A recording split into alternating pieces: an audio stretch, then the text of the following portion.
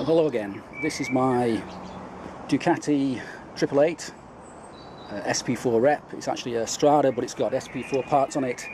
It's got SP4 seat, SP4 cans. It's got a carbon hugger, carbon front fender too. So it looks pretty much like an SP4 without being so expensive and so difficult to own. I've owned it for about 8 years now. In all that time, I've never really had a problem with it. It just runs fine. I take care of it and get serviced on time.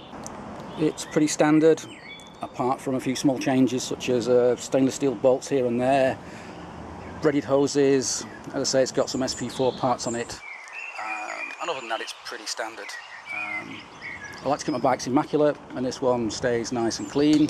Doesn't go out in the rain very often, and that seems to help it to survive the years. Okay, I don't know if this will pick up, but these are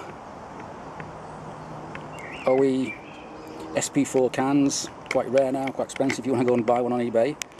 And you can see, if we look down, how the downpipes are so wide on the SP can, and then they narrow down to go to the Strada here.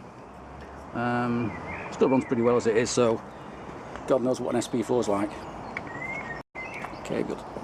We've now got the front end. We've got obviously Brembo 4-pot gold line brakes, floating discs, Marchini wheels, an aftermarket carbon fibre front fender because that's the way an SP4 looks. Pretty standard apart from a few stainless steel parts here and there, braided hoses. There's a few there I need to change yet. As you can see, Ducatis don't like rain, they don't like being damp, which my garage is, so anything that's not stainless steel and protected will soon start to corrode. Not long after I bought the bike, we put it on a dyno to see what it was doing. Made 93 brake horsepower, which I'm told is about right for this year model without any real changes. It ran a bit weak as expected because of the cans, so a year or two later I fitted a Power Commander 3. Not really for power, but to make it a bit smoother low down. It's quite hard work around town. Below 3,000 revs it's very jerky, doesn't like it at all. I want to smooth that out and maybe get a bit more mid-range power. I'll dig out the dyno readings in a moment when I've got time later on today, but the power ended up being 99.3 or 99.7 brake horsepower, I think, just a tad below 100. Bit annoying, but there you go. And to ride it, it's not night and day, but it's definitely a little bit smoother, low down. To be honest, it was fast enough as it was with 93 brake. It still do well over 150 miles an hour. It's quite a light bike, it's quite aerodynamic. You get tucked in and it'll go way past 140, no problem. I'm getting old now, so my days of riding like that all the time are pretty limited. Even though it's only a standard 888 Strada with some SP parts, even standard Stradas are quite rare in comparison to later 916s, 996s, and you can see that on the second-hand market. These are now more expensive than a nice 916, which might be 5 or 10 years younger. When 888s were being made, the factory weren't quite as popular, and they didn't make that many. Plus also, I think people do, like me, we actually prefer this style to the more common 916. And that's not because I've got a thing about old Ducatis. I like 999s. Not too sure about the Panigale yet. In the house I've got an 81 MHR, immaculate, sits there like a big ornament. Prior to that I had a Desmo 900 SS bevel head from 78. That was a black and gold bike. Loved that bike, kept it 20 years, and I do regret selling it. God knows why I did, but of course since I sold it the prices have gone through the roof. Now I can't afford to buy one back. Okay, as you can see, the bike's done just over 30,000 miles. It's got good old-fashioned analog clocks, which I quite like. It's still running fine. Never really do much with it. Just run it, take care of it, polish it, and make sure it gets serviced on time when it should be. And it seems to run pretty reliably. I've never broken down, never a problem with it. One nice thing is as you get older, insurance gets cheaper, and this one now being over 20 years old is classified as a classic, so I get classic insurance, which is very cheap in comparison to, say, a modern sports bike. Okay, well, sadly for me, last year I hit myself, and the MOT station is 2 miles from my house, and last year this bike clocked up 4 miles, which was 2 miles there and 2 miles back. But hopefully my injury's getting better now. I've been out on it a few times this year just for short little runs.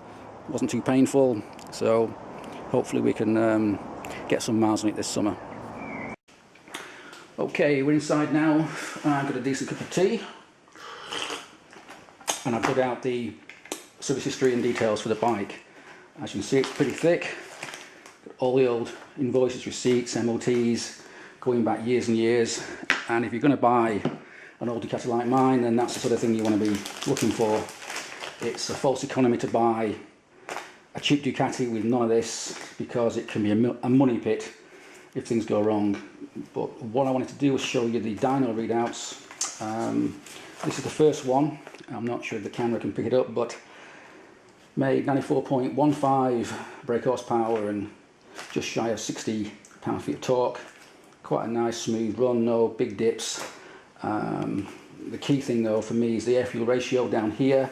It should ideally be on this red line. As you can see, it's way off. I mean, ignore this first bit here. I think that's just probably when the dyno was getting warmed up or something. It's pretty much weak all the way from 4 to 8,000 RPM, right where you don't want it to be weak, and it's a bit rich right at the top end, which isn't so bad. So a year or two later, we got a Part1 fitted, and this is the result. Not a massive difference, a little bit more top end. I've now got 99.02 brake horsepower and 61.85 pound-feet of torque. Not much difference. But what is different is the air-fuel ratio now is much better. It's way out before. You can see the blue line, and now the red line. It's pretty much spot on all the way around, all the way, and that translates into a much smoother bike. It runs better low down, much more torque low down, and a much nicer bike to ride, basically. And that's what you want.